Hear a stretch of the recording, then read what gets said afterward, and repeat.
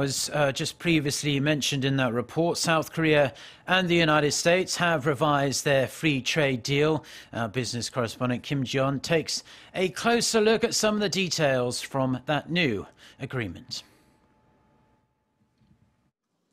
South Korea's Minister of Trade Kim Jiyeon said it had settled a number of contentious issues with its U.S. counterpart Robert Lighthizer as the two countries revised their bilateral free trade agreement, including those concerning the investor-state dispute settlement provisions, or ISDS, or anti-dumping measures and textile origin standards. Kim said the two countries included details of preventing entities from filing petitions in multiple jurisdictions under the ISDS provisions. They agreed the burden of proof lies with the investor if it's the plaintiff in ISDS systems, and lawsuits that are filed without substantial evidence are to be promptly dismissed. Under the revised deal, they agreed to notify in advance if a country decides to impose tariffs and to reveal how the rates were calculated and determined.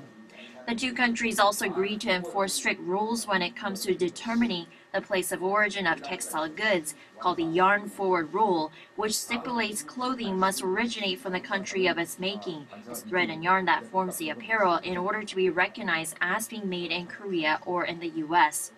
On provisions related to the auto industry, Kim said the two countries agreed the U.S. will continue to impose 25% tariffs on imported light trucks and pickup trucks until 2041, and they will not be scrapped in 2021 as initially scheduled.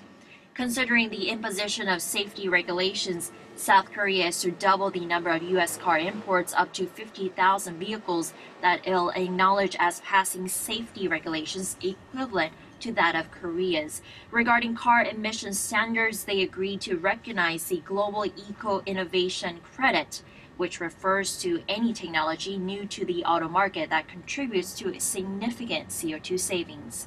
Kim Jiyeon, Arirang News.